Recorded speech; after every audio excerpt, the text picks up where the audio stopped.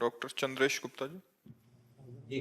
जी राधे राधे महाराज जी। महाराज जी, आप कह रहे हैं कि किसी को दिखाया था इन्होंने, तो उन्होंने बोला, मेरे शारीरिक कष्टों को देखते हुए सुझाव दिया कि ये डॉक्टर हैं, कि आप मरीजों को जो निःशुल्क देखते हैं उनका प्रारब्ध भोग आपको ही कुछ अंश में भोगना पड़ रहा है, अतः आप चाहे कदापि नहीं, कदापि व्यर्थ की बातें।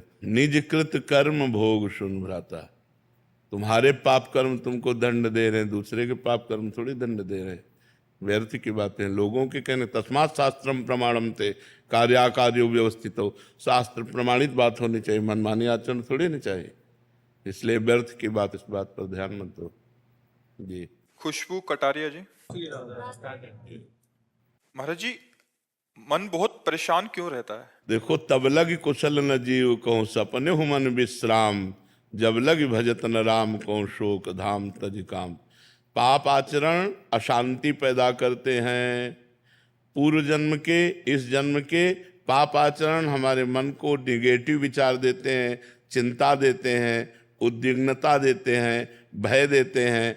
अगर हम नाम जप करें, हमारे पूर्व के पाप नष्ट हों और वर्तमान में हम पापाचरण ना करें, तो हमारा मन शांत होने लगेगा।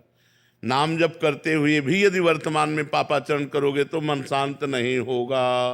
पाप का फल है अशांति, दुख, चिंता, शोक, भय। ये कान खोलकर सुन लो। जितना ये निगेटिव विचार, जितना ये ओवर थिंकिंग, जितना ये डिप्रेशन, ये सब पाप आचरण का फल है। मनमानी आचरण करो, मनमानी खान पान करोगे तो तुम्हारा निगेटिव विचार, इतना निगेटिव विचार कि तुम्हें सुसाइड करने के लिए तैयार कर देगा। तुम्हारे ही कर्म तुमको तुम्हारे हाथ से मरवा डालेंगे। आप सोचो, मरने से कितना भय लगता है, लेकिन निगेटिव विचार इतना बढ़ा, पाप इतना बढ़ा कि हम अपने हाथ से अपने आप को शूट कर लिए। फिर क्या है? दुर्गति ही दुर्गति तो है। इसलिए हम कह रहे हैं, मन को यदि शांति चाहते हो, विश्राम चाहते हो, जो चाहत है नित्य सुख, अरु मन को विश्राम, हित ध्रुव हित सो भजत रहो पल पल, श्यामा श्याम श्यामा श्याम श्यामा श्याम। अभी आनंद आ जाएगा। पापाचरण रोको, भगवान नाम जप करो, पवित्र आहार करो, अभी आनंद आ जाएगा। नहीं करोगे तो फिर अब यही तो चल रहा है। पूरा संसार अशांत है, तुम ही थोड़ी अशांत हो। आप सब अपने अंदर देखो। यदि भगवान का भरोसा नहीं, भगवान का भजन नहीं, तो अशांत हो। आप देख लो। और अशांत से कुतः सुखम, जो अशांत है वो सुखी कैसे हो सकता है? इसलिए नाम जप करो, भोजन पवित्र रखो, आचरण पवित्र रखो। ये मुर्गा मुर्गी, बकरा बकरी, अंडा, इन खाने से कोई बलवान नहीं बनता, इनसे कोई सुखी नहीं होता है। सब पापाचरण है, कुछ नहीं है। जीभ के नीचे गया सब मल हो गया। होश में हो जाओ, गंदे आचरण छोड़ दो, हमारी बात मान लो। जैसे तुम मुर्गा को काट के खा रहे हो, ऐसे काल तुम्हें काट के फेंक देगा। उसके सामने किसी की बस नहीं चलती।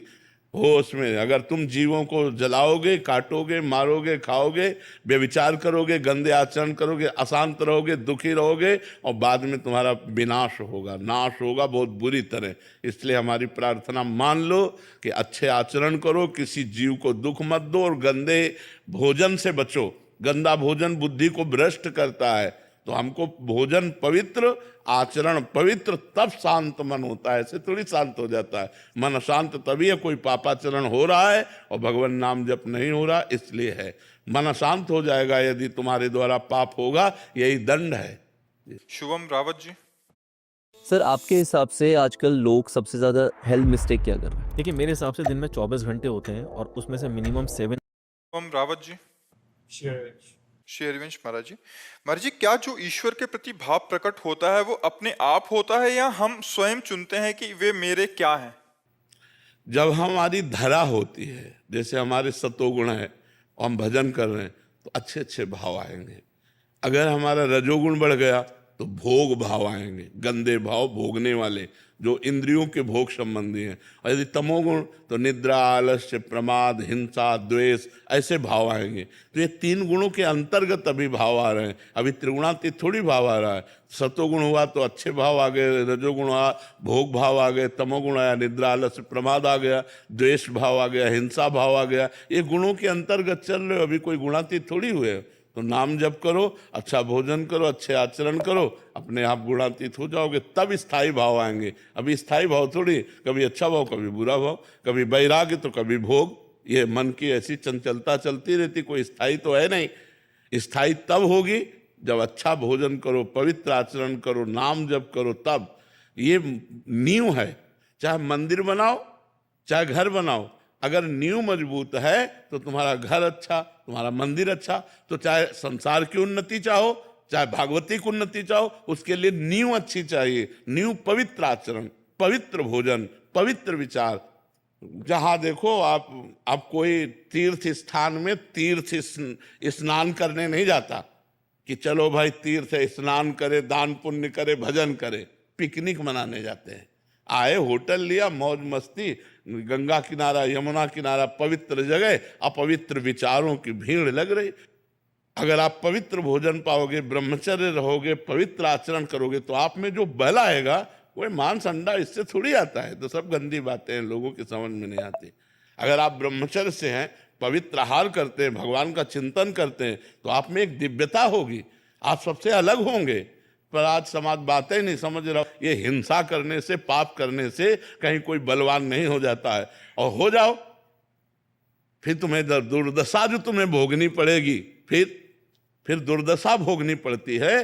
जो जीवों को कष्ट दे करके अपने शरीर को मोटा करता है, वही शरीर उसके लिए दुखद हो जाता है, सोचने लायक नहीं रहता। हाथ पैर बुढ़ापा से आएगा ना, फिर उठने लायक नहीं रहता। इसलिए हम कह रहे धर्म से चलो, सत्य से चलो, पवित्रता से चलो। हमारी बात मान लो, ना मानोगे तो आपका रास्ता अधर्म की तरफ जा रहा है, जहां अशांति है, जहां दुख है, जहां शोक है। इसलिए नाम जप करो, पवित्र आचरण से रहो। शिखा जी दिल्ली से।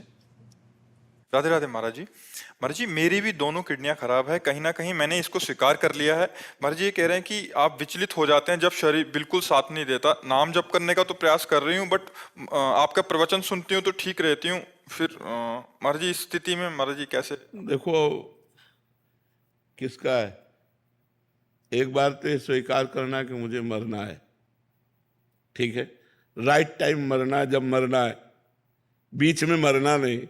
और राइट टाइम में मरने के लिए किडनी हो या ना हो, दोनों बात समझो। किडनी स्वस्थ है तो राइट टाइम जो तुम्हारा है उसमें मरोगे कि नहीं मरोगे, और किडनी अस्वस्थ है तो भी उसी में मरोगे। हमें चिंता क्या करनी है, उचित औषधि लेते रहिए। जो रोग के अनुसार हमें खान पान है उसका थोड़ा संयम रखिए, और नाम जप करते रहिए, प्रसन्न रहिए। मरना 100-200 बार तो है नहीं, एक बार मरना। जिसका जिस समय मरना लिखा है उसी समय मरेगा। हमसे कई लोग कहते हैं किडनी बदला लो। अगर हमको 80 साल तक जीना तो हमारी यही किडनी हमको 80 साल तक जिलाएंगे। और अगर नहीं जीना है तो चाहे पूरी किडनी की माला पहना दो, उसी दिन मरेंगे जिस दिन मरना है।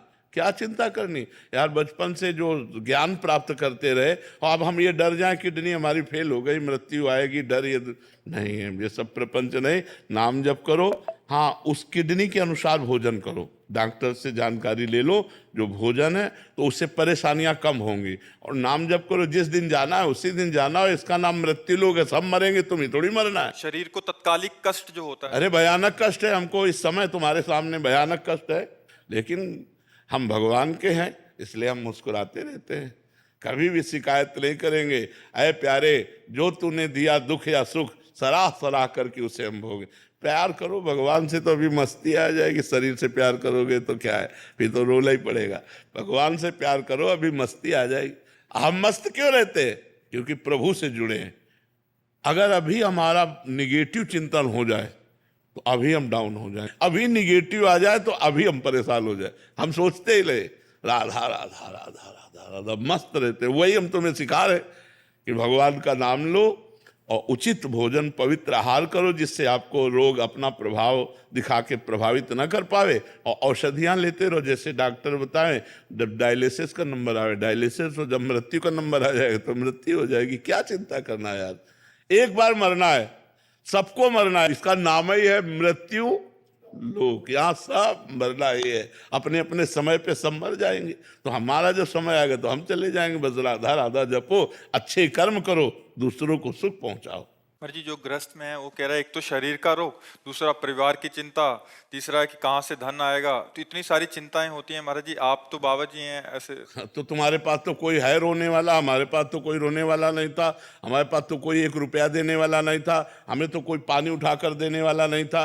एक रोटी भी अगर पानी है तो हमें मांग के पानी है। हमारी कितनी समस्याएं थी, जब समस्याओं से लड़े तो आज समस्याओं का निदान हो गया।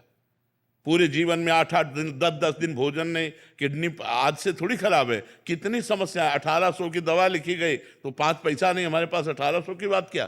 और आज मालिक की नजर हो गई तो आप देख लो, सैकड़ों दुलार करने वाले लोग हैं, अपने आप मालिक व्यवस्था, तो मालिक की शरण में हो जाओ, व्यवस्था कर देगा।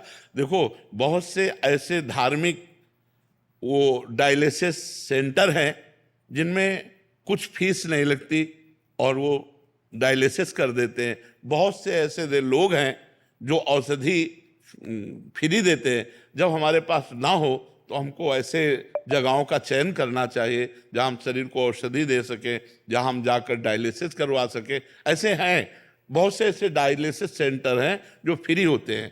तो हमें लगता है कि समस्या हम दिमाग में न रखें, भगवान के ऊपर छोड़ दें तो व्यवस्था कर देंगे।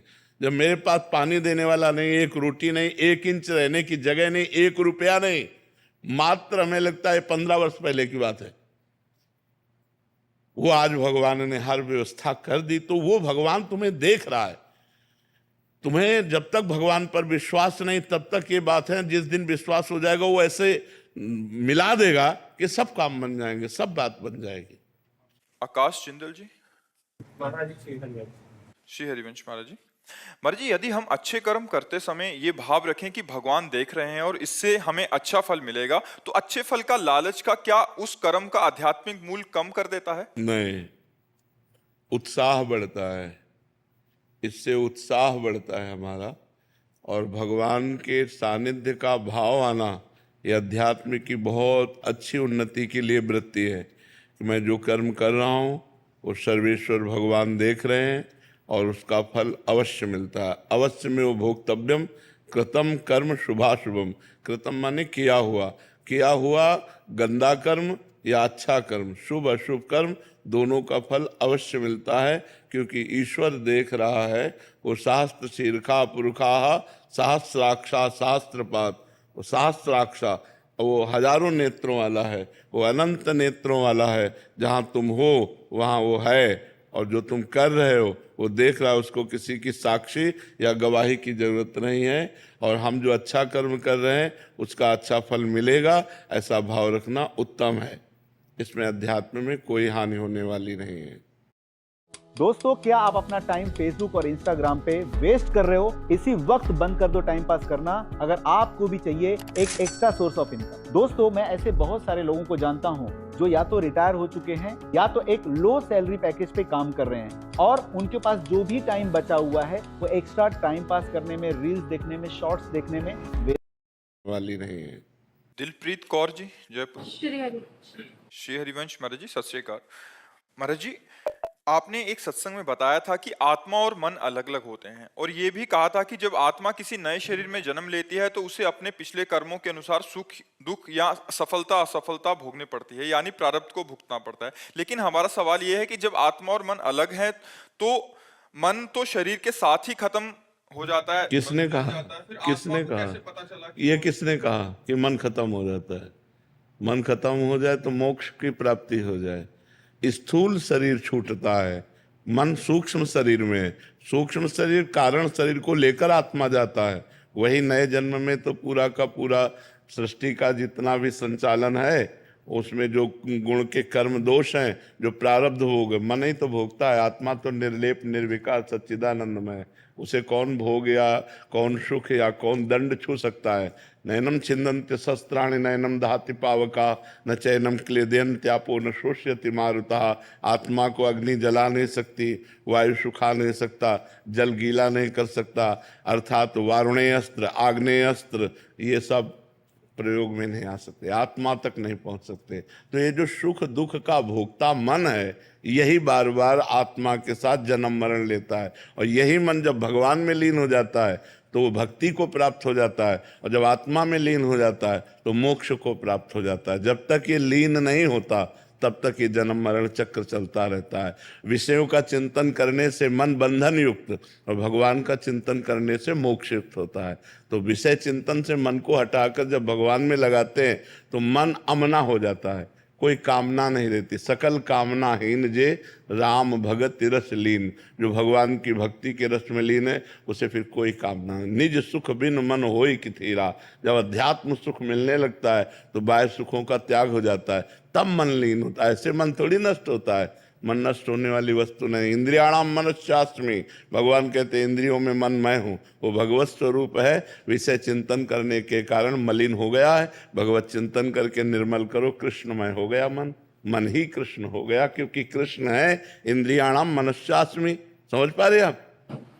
मेरा प्रश्न है, जैसे आत्मा अलग हुई मन अलग हुआ। तुमने कहा शरीर के साथ मन नष्ट हो जाता है, हाँ कहा ना? हाँ। मन नष्ट नहीं होता। वही हमने उत्तर दिया कि मन नष्ट होता है भजन के द्वारा। जब हम भजन करते हैं भगवान का तो मन अमना हो जाता है। मन की सत्ता है कामना, कामनाएं उत्पन्न होना है मन की सत्ता है, संकल्प विकल्प। और जब संकल्प विकल्प होना बंद हो जाता है तो मन ही श्री कृष्णमय हो जाता है। तो श्री कृष्णमय मन आत्मस्वरूप, आत्मस्वरूप मन ब्रह्ममय। तो जो आत्मा वही मन हो जाता है, मतलब मन आत्म तत्व में लीन हो गया। जैसे तरंग है ना, तो समुद्र की ही है ना, हम उसको समुद्र नहीं कह सकते, तरंग कहेंगे। समुद्र अलग है और तरंग अलग है, लेकिन क्या अलग है क्या? उसी की है। और जहां वायु विकार नष्ट हुआ तो आप तरंग नहीं कह सकते, समुद्र ही हो गया कि नहीं? तो ऐसे मन में जो माया का विकार है, जब तक विकार है तब तक वो मन है, और जहां विकार खत्म हुआ तो जैसे तरंग समुद्र हो गई, ऐसे मन आत्मस्वरूप हो गया।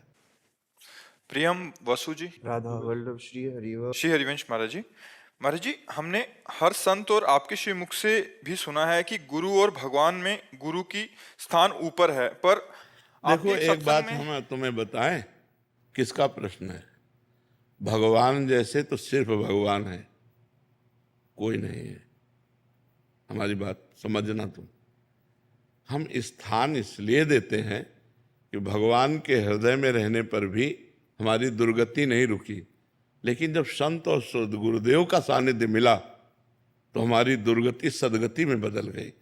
हमारे बुरे आचरण छूटने लगे, अच्छे आचरण होने लगे, भगवान का भजन करने लगे, आनंद आने लगा। तो आनंद सिंधु के हृदय में रहने पर भी आनंद नहीं आ रहा था, लेकिन जब उनका दास मिला, उनका भक्त मिला, उनका सेवक मिला, तो आनंद की वृद्धि हो गई। तो मोरे मन प्रभु अस विश्वासा, राम ते अधिक राम कर दासा। लेकिन ये भाव है, भगवान के समान कोई नहीं हो सकता, फिर भगवान से अधिक होने की तो बात जाने दो। समझ पा रहे हो? गिरिराज जी भगवान ने उठाया, 21 किलोमीटर के हैं। एक गिरिराज जी की शिला कोई ऐसे उठा के देखे, 7 दिन 7 रात्रि, 7 वर्ष के बालक थे नंदन। उनकी समानता कोई कर सकता है? दावानल लग गया तो मुंह में पी लिया, एक कोबरा काट ले तो मरना निश्चित हो जाए यदि हमको सही समय पर औषधि न मिले। कालिया नाग के दह में कूद करके उसका मर्दन करके रमण द्वीप में। भगवान जैसा तो सिर्फ 6 दिन के थे, 6 दिन में मच्छर मारने की भी ताकत नहीं होती बालक में। और पूतना जैसी महान राक्षसी जो 6 कोस तक जिसका शरीर था, कुल्हाड़ से काटा गया, ऐसी राक्षसी को 6वें दिन रंगा दिया भगवान ने। भगवान जैसे सिर्फ भगवान, भगवान जैसा तो कोई है ही नहीं। हाँ, मानी संख्या, सवाल हल करना है ना, मानी संख्या मेरे पिता भगवान, मेरे भगवान से भी बढ़कर माता पिता है, मेरे गुरुदेव भगवान से भी बढ़कर मानी संख्या। जब मानी संख्या किया तो सवाल हल हो गया। मानी संख्या ये पत्थर की मूर्ति भगवान, मानी संख्या ये छवि भगवान, मानी संख्या ये भगवान। जहां एक जगह मानना शुरू करो और सब जगह उसी को फैला दो, अपनी भावना को, मुक्त हो गए। देखो एक जगह गुरु माना जाता है और फैला सब जगह दिया जाए। अखंड मंडलाकारम, अखंड मंडलाकारम व्याप्तमेन चराचरम, चराचर में मेरा गुरुदेव व्याप्त है, तो सब भगवान है। व्याप्तमेन चराचरम तत्पदम दर्शितमेन तस्मै श्री गुरुवे नमः। जो गुरुदेव भगवान चराचर में व्याप्त हैं, मैं नमस्कार करता हूं। ये मानी संख्या, ये गुरुदेव शुरू किया एक जगह से और फैला दिया पूरे विश्व में, और पूरे विश्व में विश्वात्मा भगवान ही हैं, दूसरा वही गुरु हैं, वही शिष्य हैं, वो इन्हीं का सारा खेल चल। जी आपने एक सत्संग में कहा था कि आप हमसे जितना प्यार करेंगे हम आपके विपरीत होंगे, जितना श्री जी से प्यार करोगे उतना हम आपसे प्यार करेंगे। महाराज जी इसका भाव समझ। इसका निरपेक्षम, संत निरपेक्ष होता है, किसी की अपेक्षा नहीं रखता। तो हम संत वेश में हैं, तो हमें भगवत भाव से देखो चाहे मनुष्य भाव से देखो। हमारी एक पद्धति रही है किसी से प्यार ना करना, अंदर से सब में भगवान को देखकर प्यार करना। तो तुम बाहरी नमस्कार प्रणाम खिलाना पिलाना सब करो, हम बिल्कुल तुमसे निरपेक्ष रहेंगे। और जब तुम श्री जी से प्यार करोगे तो हम तुम्हें प्यार करेंगे।